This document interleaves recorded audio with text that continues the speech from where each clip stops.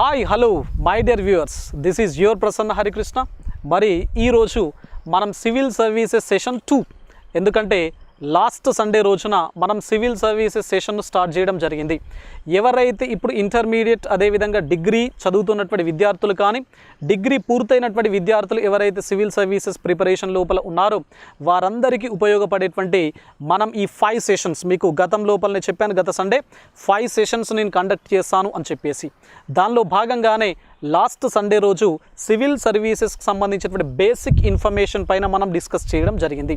మరి ఈ రోజున అందులోపల సివిల్ సర్వీసెస్ లోపల మొదటి దశ ఏదైతే ఉందో, the first step of civil services examination, that is preliminary.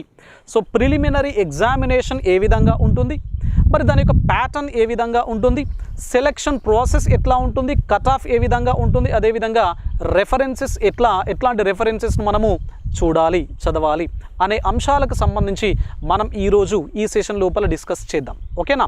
మరి నేను గత సెషన్లో చెప్పినట్టుగానే మరొకసారి మీ అందరికీ గుర్తు చేస్తున్నాను. ఏంటి అంటే civil services examination is the most toughest examination not only in India but also in the world అని చెప్పేసి అంశాన్ని గత క్లాస్ లోపల నేను చెప్పడం జరిగింది. ఇప్పుడు కూడా అదే చెప్తున్నాను. బట్ కండిషన్స్ అప్లై అని చెప్పేసి కూడా అంటున్నాను. ఎందుకు కండిషన్స్ అప్లై అంటే ఇది టఫెస్ట్ ఎగ్జామినేషన్ అయినప్పటికీ కూడా మనకు right knowledge, right approach, or you can say process, or you can say strategy and right plan, right preparation ఇవి కనుక ఉన్నట్లయితే తప్పనిసరిగా it is very easy to crack this particular civil services examination. ఓకేనా? ఇది toughest examination అయినప్పటికీ దీన్ని crack చేయడం అనేది చాలా ఈజీ అని చెప్పేసి అంటున్నాను. ఏ లక్షణాలు ఉంటే మనం ఈజీగా దీన్ని క్రాక్ చేయవచ్చు అంటే right strategy number 1, right plan number 2, right preparation number 3, number 4 patience, then finally consistency. ఓకేనా? ఈ 5 లక్షణాలు కనుక మీ లోపల ఉన్నట్లయితే, సో ఎవరైతే ఇంటర్మీడియట్ అదేవిధంగా డిగ్రీ పూర్తయినటువంటి విద్యార్థులు ఎవరైతే ఉన్నారో వాళ్ళందరూ కూడా జాగ్రత్తగా వినండి. ఈ 5 బేసిక్ ప్రిన్సిపల్స్ ఏవైతే ఉన్నాయో వీటన్నింటినీ కూడా మీరు కరెక్ట్గా కోఆర్డినేట్ కనుక చేయగలిగితే తప్పనిసరిగా it is very easy to crack this particular examination. Okay?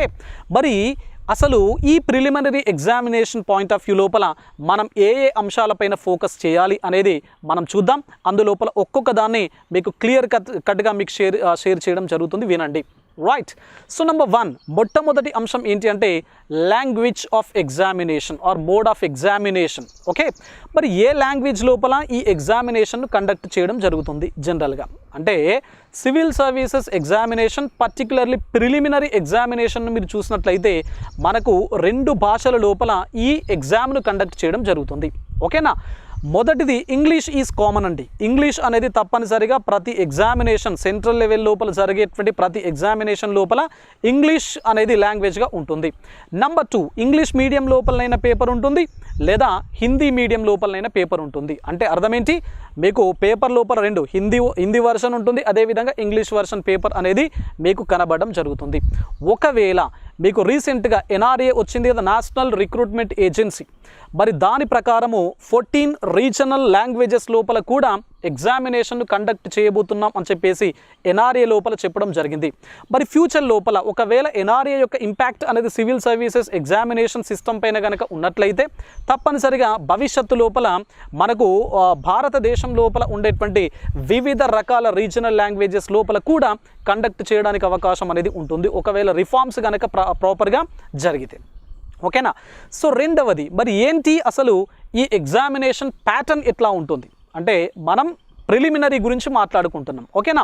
మరి ఎట్లా ఉంటుంది ఎగ్జామినేషన్ ప్యాటర్న్ అని మీరు చూసినట్లయితే మేజర్గా 2 పేపర్లు మనకి ఇక్కడ కనబడతా ఉంటాయి. ఓకేనా? మొదటి పేపర్ ఏంటి అంటే జనరల్ స్టడీస్ 1 అని చెప్పేసి అంటున్నాం. రెండవ పేపరు జనరల్ స్టడీస్ 2 లేదా దీన్నే CSAT ఎగ్జామినేషన్ అని చెప్పేసి అంటాం. CSAT అంటే సివిల్ సర్వీసెస్ యాప్టిట్యూడ్ టెస్ట్ అని చెప్పేసి అంటాం. ఓకేనా?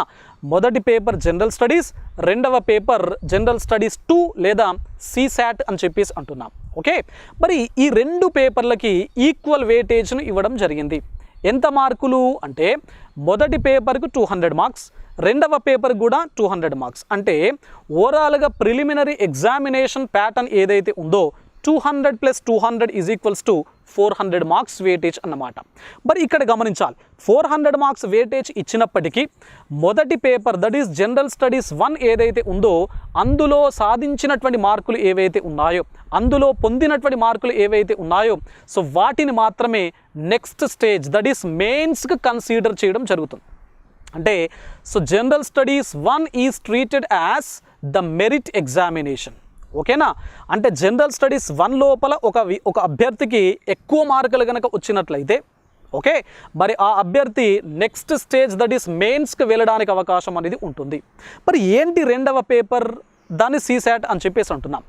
గతం లోపల సీసాట్కు కూడా మెరిట్ ఉండేది, కానీ చాలా వినూత్నమైనటువంటి నిరసనలు, దానిపైన ఉన్నటువంటి కొన్ని రకాల ఎడ్యుటేషన్స్ దేశవ్యాప్తంగా కండక్ట్ చేయడం జరిగింది వివిధ రాష్ట్రాలకు సంబంధించినటువంటి అభ్యర్థులు. ఎందుకంటే సిసాట్ పేపర్ అనేది ఇంజనీరింగ్ ఆర్ మ్యాథమెటిక్స్ బ్యాక్గ్రౌండ్ ఉన్నటువంటి వాళ్ళకి మాత్రమే ఫేవర్గా ఉంటుంది అని చెప్పేసి, లైఫ్ సైన్సెస్ కానీ అదేవిధంగా BA BCom గ్రాడ్యుయేట్స్కి అది చాలా టఫెస్ట్ ఎగ్జామ్ అని చెప్పేసి, అది ఉండొద్దు అని చెప్పేసి కూడా నిరసనలు జరిగినాయి. కానీ ఇప్పుడున్నటువంటి paper 2 that is CSAT examination ఏదైతే ఉందో అది కేవలము క్వాలిఫైయింగ్ ఎగ్జామినేషన్గా మాత్రమే ఉన్నది. అంటే అర్థమేంటి? 200 మార్క్స్ వెయిటేజ్ కదా దీనికి. 200 మార్క్స్ లోపల ఏ అభ్యర్థికి అయితే ఈ పేపర్ లోపల 33% మార్క్స్ వస్తాయో, ఓకే, సో 33% మార్క్స్ అంటే అర్థం ఏంటి? 100కు 33, మరి 200 మార్కులకి 33 ప్లస్ 33 66 మార్క్స్ అన్నమాట. అంటే 200 మార్క్స్కి ఎవరికైతే 66 మార్క్స్ ప్లస్ రావడం జరుగుతుందో వాళ్ళందరూ కూడా నెక్స్ట్ లెవెల్కి ఎలిజిబుల్. అంటే ఈ 66 వచ్చినా మీకు 166 వచ్చినా కూడా వీటి వల్ల లాభం లేదు. ఎందుకు లాభం లేదు అంటే it is just a qualifying examination. CSAT అనేది కేవలం క్వాలిఫైయింగ్ పేపర్ మాత్రమే. మరి దేన్ని కన్సిడర్ చేస్తారు మెరిట్ లోపల అంటే పేపర్ 1 మాత్రమే కన్సిడర్ చేయడం జరుగుతుంది.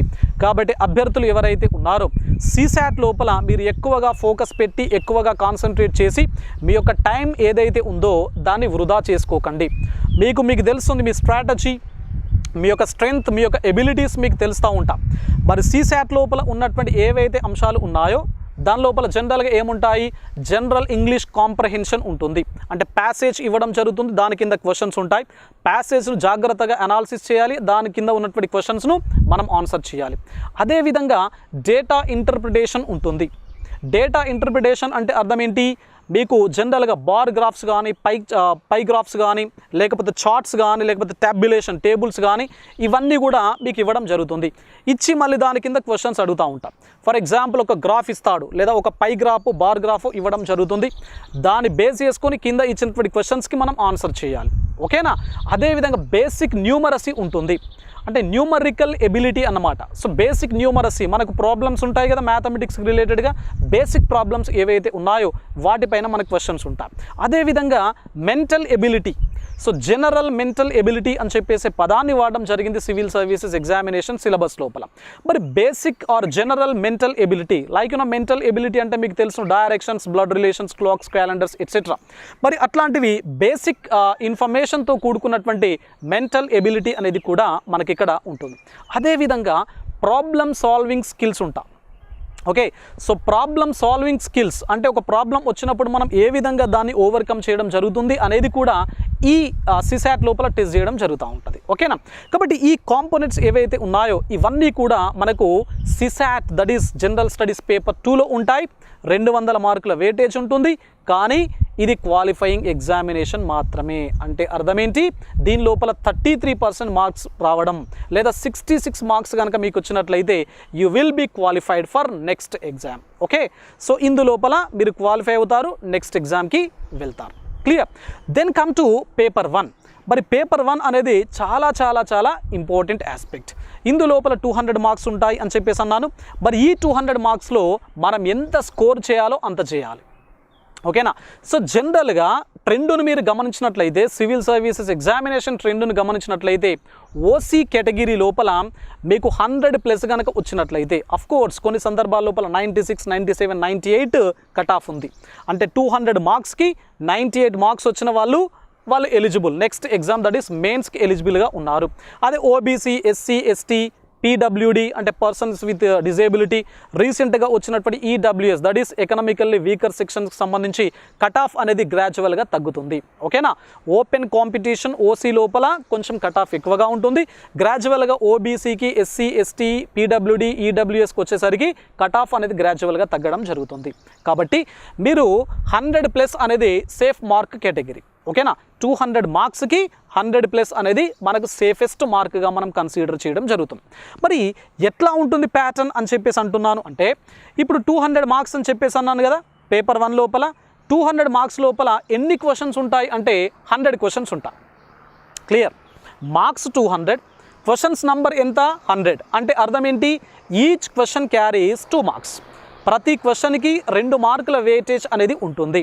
కాబట్టి 100 క్వశ్చన్స్ను మీరు అటెంప్ట్ చేయాలి. చేస్తే మీకు 200 మార్క్స్కి ఎగ్జామ్ ఉంటుంది. కాబట్టి మీకు నెక్స్ట్ లెవెల్కి వెళ్ళాలి అంటే 100+ మార్క్స్ వస్తే మీరు నెక్స్ట్ లెవెల్కి వెళ్ళడానికి అవకాశం అనేది ఉంటుంది. కాబట్టి ఇక్కడ ప్రతి క్వశ్చన్కి 2 మార్కులు అని చెప్పేసి అంటున్నాను. There is a negative marking. జాగ్రత్తగా గమనించాలి. నెగటివ్ మార్కింగ్ అనేది చాలా చాలా చాలా కీలకం. అంటే మీకు అక్యురేట్గా ఆన్సర్ కనుక తెలిసినట్లయితే మాత్రమే మీరు ఆప్షన్ను పెట్టండి, లేకపోతే దాన్ని వదిలిపెట్టినా కూడా ప్రాబ్లం లేదు. మరి ఇట్లాంటి కాంటెక్స్ట్ లోపల నెగటివ్ మార్కింగ్ ఎంత పర్సెంటేజ్ మెన్షన్ చేయడం జరిగింది అంటే 0.33. సో 0.33 మార్క్స్ ఏదైతే ఉందో that is 1/3. So 1/3 will be the negative marking. So మరి ఈ 1/3 నెగటివ్ మార్కింగ్ అంటే అర్థం ఏంటి, 3 క్వశ్చన్స్ కనుక మీరు చేస్తే 3 క్వశ్చన్స్ను అటెంప్ట్ చేస్తే ఒక క్వశ్చన్ కనుక మీరు తప్పుగా ఆన్సర్ చేసినట్లయితే యూ విల్ లూస్ 1/3 మార్క్ అన్నమాట. అదే సిసాట్ ఎగ్జామినేషన్ ప్యాటర్న్ లోపల 80 ప్రశ్నలు మాత్రమే ఉంటాయి. సిసాట్ లోపల 80 క్వశ్చన్స్ ఉంటాయి. జనరల్ స్టడీస్ పేపర్ 1 లోపల 100 క్వశ్చన్స్ ఉంటాయి. అక్కడ 200 మార్క్సే, ఇక్కడ 200 మార్క్సే. కానీ క్వశ్చన్స్ ఇక్కడ 100, ఇక్కడ 80 మాత్రమే. 80 అంటున్నామంటే అర్థం ఏంటి, సిసాట్ లోపల every question carries 2.5 marks, 2.5 marks అన్నమాట. ఓకేనా, మరి ఇక్కడ నెగటివ్ ఎంత మార్క్ ఉంటుంది అంటే 0.83. ఓకేనా, 0.83 అనేది నెగటివ్ మార్కింగ్ అన్నమాట. ఇక్కడ జనరల్ స్టడీస్ పేపర్ 1 లోపల 1/3 or you can say 0.33 negative marking. Clear. మరి ఇట్లాంటి కాంటెక్స్ట్ లోపల ఎవరికైతే ఫర్ ఎగ్జాంపుల్ ఒక 100 వేకెన్సీస్ ఉన్నాయి అనుకోండి, 100 పోస్టులు కనుక ఉన్నట్లయితే పోస్టుల సంఖ్యను ఆధారంగా చేసుకొని paper 1 that is general studies 1 లోపల ఎవరికైతే ఎక్కువగా మార్కులు రావడం జరుగుతుందో ఆ ఎక్కువగా మార్కులు వచ్చేటువంటి ఆ క్రీమ్ ఏదైతే ఉందో దాన్ని పోస్టుల సంఖ్యను ఆధారంగా చేసుకొని, ఫర్ ఎగ్జాంపుల్ 100 వేకెన్సీస్ కనుక ఉంటే దీనికి ఎన్ని టైమ్స్ వీళ్ళని సెలెక్ట్ చేయడం జరుగుతూ ఉంటుంది జనరల్గా అంటే అరౌండ్ అప్రాక్సిమేట్లీ 14 టైమ్స్. ఓకే, 100 పోస్టులు ఉన్నాయనుకోండి, ప్రిలిమినరీ ఎగ్జామినేషన్ రాశారు కొంతమంది, 100 పోస్టులకి ఎంతమందిని సెలెక్ట్ చేస్తారు 14 టైమ్స్. అంటే 100 పోస్టులకి 14 టైమ్స్ అంటే అరౌండ్ 1400 మెంబర్స్ని ఇక్కడ ప్రిలిమ్స్ లోపల జనరల్ స్టడీస్ లోపల ఎవరికైతే ఎక్కువగా మార్కులు రావడం జరుగుతుందో వారిని మెయిన్స్కి సెలెక్ట్ చేయడం జరుగుతుంది.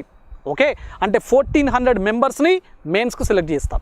ఒకవేళ 1000 వేకెన్సీస్ ఉన్నాయి అనుకోండి, 1000 వేకెన్సీస్ ఉంటే 14,000 మెంబర్స్ని సెలెక్ట్ చేయడం జరుగుతూ ఉంటుంది. ఓకేనా, కాబట్టి ఇట్లాంటి ట్రెండ్ అనేది మనకు సివిల్ సర్వీసెస్ ఎగ్జామినేషన్ ప్యాటర్న్ లోపల మనకు కనబడుతూ ఉంటుంది. ఓకేనా, సో కట్ ఆఫ్ జనరల్గా నేను చెప్పాను ఎంత ఉండే అవకాశం ఉంది అంటే 100+, 105, 110 అనేది సేఫెస్ట్ మార్క్గా మనం ట్రీట్ చేయడం జరుగుతుంది ఓసీ కేటగిరీకి సంబంధించి. సో ఇంతకుముందు చెప్పినట్లయితే వివిధ రకాల కేటగిరీకి సంబంధించి గ్రాడ్యువల్గా మార్క్ అనేది తగ్గుతుంది. మరి ఇది జనరల్గా దానికి సంబంధించినటువంటి pattern and cut off details. Okay, and medium of examination. Then come to final last before the aspect that is syllabus ఏంటి, అసలు ఎట్లాంటి అంశాలు మనకు ఈ ప్రిలిమినరీ పాయింట్ ఆఫ్ వ్యూ లోపల ఎగ్జామినేషన్ లోపల అడగడం జరుగుతుంది అంటే మీకు క్లియర్ కట్గా కొన్ని రకాల అంశాలను స్పెసిఫై చేయడం జరిగింది సిలబస్లో భాగంగా. మొట్టమొదటి అంశం ఏంటి అంటే current events of national and international importance. Okay, అంటే మీరు సింపుల్గా అర్థం చేసుకోవచ్చు ఏంటి కరెంట్ అఫైర్స్ అని చెప్పేసి. మరి కరెంట్ అఫైర్స్ ఏవైతే ఉన్నాయో సివిల్ సర్వీసెస్ ఎగ్జామినేషన్ మీకు గతం లోపలనే చెప్పాను, జనరల్గా next 2021 civil services examination will be conducted in the month of June and mains will be conducted in the month of September అని చెప్పేసి. మరి ఇట్లాంటి కాంటెక్స్ట్ లోపల జూన్ లోపల ఎగ్జామ్ ఉన్నది అంటే దానికి 1 year బ్యాక్ అంటే దానికన్నా ముందు 1 ఇయర్కి సంబంధించినటువంటి కరెంట్ ఈవెంట్స్ ఏవైతే ఉన్నాయో వాటన్నింటిపైన మీరు ఫోకస్ చేయాలి. అంటే అందులోపల సైన్స్ అండ్ టెక్నాలజీ ఉంటుంది, ఎన్వైరన్మెంట్ ఉంటుంది, పాలిటిక్ రిలేటెడ్గా, ఎకానమిక్ రిలేటెడ్గా, ఇవన్నీ international bilateral relations, international relations ఇవన్నీ కూడా మనకు ఉంటాయి. మరి ఇట్లాంటి కాంటెక్స్ లోపల మీకు కరెంట్ అఫైర్స్ అనేది ఉంది, చాలా చాలా ఇంపార్టెంట్. కొన్ని సందర్భాల లోపల కరెంట్ అఫైర్స్ నుంచి 100 క్వశ్చన్స్ లోపల 30, 40, 50 క్వశ్చన్స్ కూడా అడిగినటువంటి దాఖలాలు ఉన్నాయి.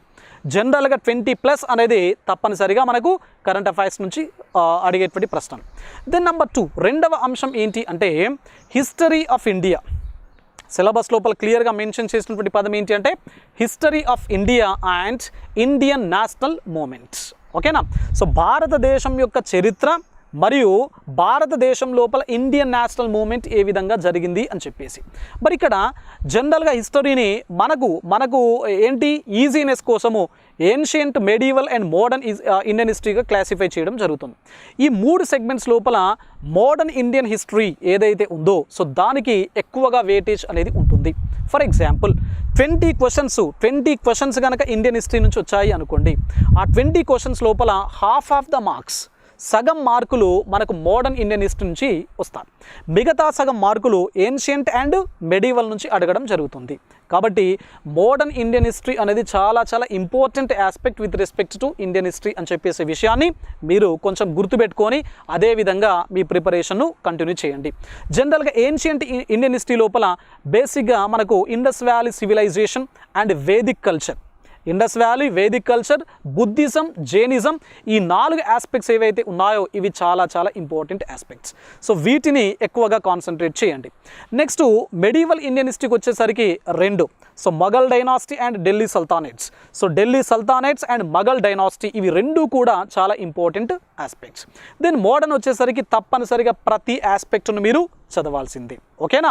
మరి ఇక్కడ ఏన్షియంట్, మెడివల్ను చదివేటప్పుడు కొంచెం ఆర్ట్ అండ్ కల్చరల్ ఓరియంటేషన్తో మీరు ప్రిపరేషన్ను చేయండి. అంటే దాని యొక్క ఆర్టిస్టిక్ వాల్యూస్, ఆర్టిస్టిక్ ఆస్పెక్ట్స్ ఏవైతే ఉన్నాయో అండ్ కల్చర్ ఏ విధంగా రిఫ్లెక్ట్ అవుతుంది ఏన్షియంట్ అండ్ మెడివల్ ఇండియాకు సంబంధించి అనేది మీరు ఎక్కువగా ఫోకస్ చేయాల్సినటువంటి అంశాలు. Then come to third one. So మూడవది ఏంటి అంటే geography of India and the world. ఇందులోపల చాలా క్లియర్గా 3 మెన్షన్ చేయడం జరిగింది. So physical geography, social geography, ఇందులోపల ఇండియన్ జాగ్రఫీ పైన ఎక్కువగా ప్రశ్నలు రావడం జరుగుతూ ఉంటుంది. సో ఇండియన్ జాగ్రఫీ లోపల మేజర్గా ఎట్లాంటి అంశాలపైన ప్రశ్నలు వస్తున్నాయి అంటే ఇండియన్ ఫిజియోగ్రఫీ పైన ప్రశ్నలు వస్తాయి, రివర్ సిస్టమ్ పైన ప్రశ్నలు రావడం జరుగుతుంది, ఫారెస్ట్ అండ్ సాయిల్స్ పైన ప్రశ్నలు రావడం జరుగుతుంది, అగ్రికల్చర్ అండ్ మినరల్ రిసోర్సెస్ పైన మనకి ఎగ్జామినేషన్ పాయింట్ ఆఫ్ వ్యూ లోపల క్వశ్చన్స్ ఉంటాయి. ఫైనల్ వన్ ఏంటి అంటే climates. Okay, so Indian climate ఏదైతే ఉందో సో దానికి సంబంధించి కూడా మనకు ఎగ్జామినేషన్ పాయింట్ ఆఫ్ వ్యూ లోపల ప్రశ్నలు రావడం జరుగుతుంది. కాబట్టి జాగ్రత్తగా మీరు ఇండియన్ జాగ్రఫీని చదవండి. వరల్డ్ జాగ్రఫీ లోపల సోలార్ సిస్టమ్ కానీ, లాంగిట్యూడ్, లాటిట్యూడ్స్, మాన్సూన్స్ యొక్క పరిస్థితి ఎట్లా ఉంది, సో విండ్స్ యొక్క పరిస్థితి ఏ విధంగా ఉంది అనేటువంటి అంశాలు ఏవైతే ఉన్నాయో ఆ బేసిక్స్ ఇన్ఫర్మేషన్ పైన కొంత కాన్సన్ట్రేట్ చేయండి. దెన్ 4వ అంశం ఏంటి అంటే social and economic development. Okay, social and economic development or you can say economy. మరి ఎకానమీ లోపల దీని యొక్క ఇండియన్ ఎకానమీ యొక్క రిఫ్లెక్షన్ వరల్డ్ వైడ్గా ఎట్లా ఉన్నది, గ్లోబల్ ఎకానమీ పైన ఏ విధంగా ఉంది అనేటువంటి కాంటెక్స్ట్ చాలా చాలా ఇంపార్టెంట్. బేసిక్గా మనకు ఎకానమీ లోపల కన్వెన్షనల్ ఆర్ ట్రెడిషనల్ ఇన్ఫర్మేషన్ కన్నా మనకు కరెంట్ డేటా పైన ఎక్కువగా ప్రశ్నలు సెంట్రలైజ్ కావడం జరుగుతుంది. Current data related to sustainable development, సుస్థిరాభివృద్ధికి సంబంధించినటువంటి recent indexes, recent commitments, recent summits ఏవైతే ఉన్నాయో వాటిపైన మనకు క్వశ్చన్స్ రావడం జరుగుతుంది. అదేవిధంగా ప్రతి సంవత్సరము ప్రభుత్వం రిలీజ్ చేసేటువంటి బడ్జెట్ ఏదైతే ఉందో, అదేవిధంగా సోషియో ఎకనామిక్ సర్వే ఏదైతే ఉందో వీటి నుంచే మనకు ఎక్కువ మొత్తం లోపల ఎకనామిక్ పాయింట్ ఆఫ్ వ్యూ లోపల ప్రశ్నలు రావడం జరుగుతుంది. కాబట్టి my dear viewers, every year so government of ఇండియాకు సంబంధించినటువంటి బడ్జెట్ సో ప్రస్తుతం 2021, నెక్స్ట్ సోషియో ఎకనామిక్ సర్వే 2019-20. మరి ఇట్లాంటి ఈ బడ్జెట్ అండ్ ఎకనామిక్ సర్వే అనేది చాలా చాలా చాలా ఇంపార్టెంట్. వాటిని తప్పనిసరిగా మీరు చదవండి. నెక్స్ట్ అంశం ఏంటి అంటే మనకు ఎకాలజీ అండ్ ఎన్వైర్న్మెంట్ అని చెప్పేసి క్లియర్ కట్గా మెన్షన్ చేయడం జరిగింది, నాట్ సబ్జెక్ట్ స్పెసిఫిక్ అని చెప్పేసి. అంటే ఎకాలజీ అండ్ ఎన్వైర్న్మెంట్ లోపల చాలా ట్రెడిషనల్ ఆస్పెక్ట్స్ పైన క్వశ్చన్స్ ఉండవు అని చెప్పేసి చాలా క్లియర్గా చెప్పడం జరిగింది. మరి ఈ కాంటెక్స్ట్ లోపల ఎకాలజీ అండ్ ఎన్వైర్న్మెంట్ కూడా డైనమిక్ ఆస్పెక్ట్స్ పైన మనకు ప్రశ్నలు ఉంటాయి. అంటే రీసెంట్గా జరుగుతున్నటువంటి కన్వెన్షన్స్ సమ్మిట్స్ ఏవైతే ఉన్నాయో వాటిపైన ప్రశ్నలు ఉంటాయి. అదేవిధంగా మనకు ఎకాలజీకి సంబంధించినటువంటి మళ్ళీ ఇక్కడ రిఫ్లెక్ట్ అవుతుంది సస్టైనబుల్ డెవలప్మెంట్ అని చెప్పేసి. అదేవిధంగా యుఎన్ఓ యొక్క ఇనిషియేషన్స్, దెన్ గ్లోబల్ వార్మింగ్కి సంబంధించి క్లైమేట్ చేంజ్కి సంబంధించినటువంటి ఏవైతే కార్యక్రమాలు ఉన్నాయో వాటిపైన మీకు ప్రశ్నలు అడగడం జరుగుతుంది. కాబట్టి బయోడైవర్సిటీ అనేది చాలా మేజర్ ఆస్పెక్టు ఇక్కడ ఎకాలజీ అండ్ ఎన్వైర్న్మెంట్కి సంబంధించి. కాబట్టి మీరు జాగ్రత్తగా మీ చుట్టూ జరుగుతున్నటువంటి మార్పులు ఏవైతే ఉన్నాయో ఆ మార్పులను అబ్జర్వ్ చేయండి. ఆ మార్పుల పైన మనకు ప్రశ్నలు రావడానికి అవకాశం అనేది ఎక్కువగా ఉండడం జరుగుతుంది. Then general science. మరి ఏంటి అసలు జనరల్ సైన్స్? మరి జనరల్ సైన్స్ లోపల మనకు బేసిక్గా ఇక్కడ బయాలజీ, ఫిజిక్స్ అండ్ కెమిస్ట్రీ అనేటువంటి 3 ఏరియాస్ ఉంటాయి. మరి ఈ బయాలజీ, ఫిజిక్స్, కెమిస్ట్రీ పైన మనకు ఎగ్జామినేషన్ పాయింట్ ఆఫ్ వ్యూ లోపల మేజర్గా సివిల్ సర్వీసెస్ ఎగ్జామినేషన్ లోపల ఒక 3-4 ప్రశ్నలు మాత్రమే రావడం జరుగుతుంది. అంటే కన్వెన్షనల్ ఏరియాస్ పైన ఒక 3-4 క్వశ్చన్స్ వస్తూ ఉంటాయి.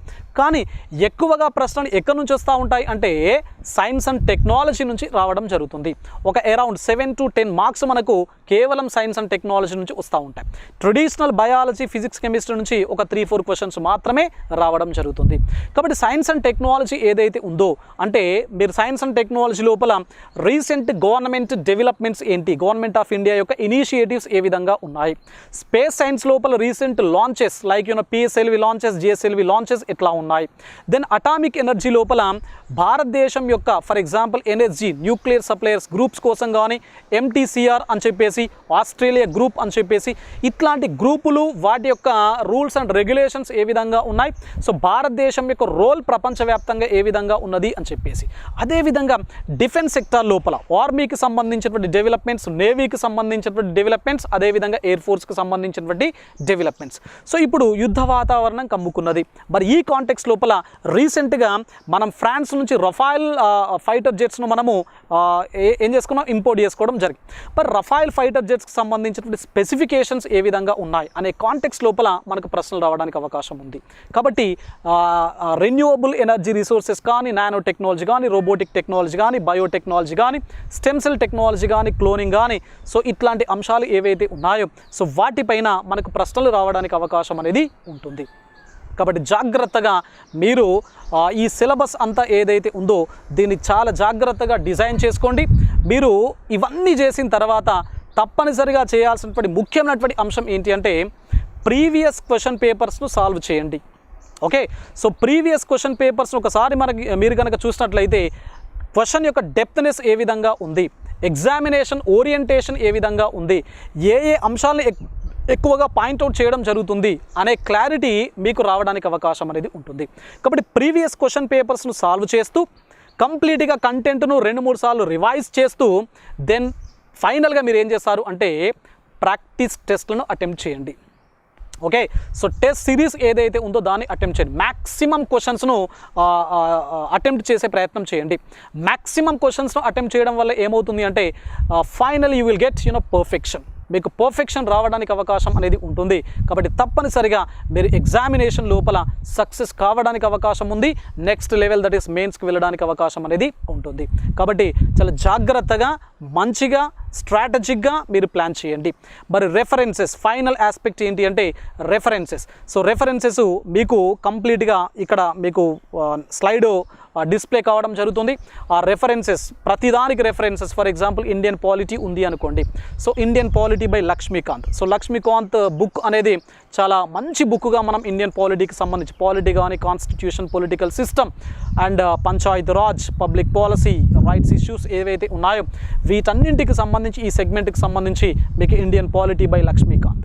అదేవిధంగా Indian economy by Tata McGraw వాళ్ళకి సంబంధించినటువంటి రమేష్ సింగ్ ఆథర్ మీరు దాన్ని సోర్స్గా తీసుకోవచ్చు. అదేవిధంగా ఇండియన్ హిస్టరీ లోపల so India's ancient past by RS Sharma. ఇది ఏన్షియంట్ ఇండియన్ హిస్టరీకి సంబంధించి పనికొస్తుంది. మెడివల్ ఇండియన్ హిస్టరీకి సంబంధించి సతీష్ చంద్ర గారి బుక్, అదేవిధంగా మోడర్న్ ఇండియాకి సంబంధించి మీకు ఆల్రెడీ స్పెక్ట్రమ్స్ వాళ్ళ రాజీవ్ అహిర్ రాసినటువంటి స్పెక్ట్రమ్స్ బుక్ అనేది అందుబాటులో ఉంటుంది. ఆర్ అదర్వైజ్ బిపన్ చంద్రాకి సంబంధించినటువంటి మోడర్న్ ఇండియా బుక్ అనేది మీకు మార్కెట్ లోపల అందుబాటు లోపల ఉంటుంది. జాగ్రఫీకి వచ్చినట్లయితే ఇండియన్ జాగ్రఫీకి కుల్లర్, అదేవిధంగా వరల్డ్ జాగ్రఫీకి physical geography by GC Leong అనేటువంటి పుస్తకం చాలా స్టాండర్డ్ బుక్గా మనం కన్సిడర్ చేయడం జరుగుతుంది. అదేవిధంగా ఎన్సీఆర్టీస్ జనరల్ సైన్స్కి సంబంధించి కంప్లీట్గా ఎన్సీఆర్టీ బుక్స్ పైన మీరు డిపెండ్ కండి. సో ఎన్సీఆర్టీ బుక్స్ చదువుతూ సైన్స్ అండ్ టెక్నాలజీకి సంబంధించి కరెంట్ అఫైర్స్ మ్యాగజైన్స్ ఏవైతే కరెంట్ అఫైర్స్ మ్యాగజైన్స్ లైక్ మీరు కురుక్షేత్రకు సంబంధించి సోషో ఎకనామిక్ డెవలప్మెంట్ కురుక్షేత్ర చదవచ్చు. అదేవిధంగా the Hindu and Indian express అనేది మీరు అన్ని రకాల అంశాలకు సంబంధించి కరెంట్ అఫైర్స్ కోణం లోపల దాన్ని మీరు చదవచ్చు. అదేవిధంగా ఎన్వైర్న్మెంట్, ఎన్వైర్న్మెంట్కి సంబంధించి స్టాటిక్ ఇన్ఫర్మేషన్ కోసం మీరు శంకర్ ఐఏఎస్ బుక్ను చదవచ్చు. అదేవిధంగా డైనమిక్ ఇన్ఫర్మేషన్ కోసము కరెంట్ అఫైర్స్ ఏవైతే ఉన్నాయో ది హిందూ న్యూస్ పేపర్ ఏదైతే ఉందో దాన్ని మీరు డీటెయిల్గా చదవండి. ఓకేనా? So this is all about civil services preliminary examination. So all the best. Next Sunday రోజు మెయిన్స్ డిస్కషన్తో మళ్ళీ కలుద్దాం. Thank you one and all.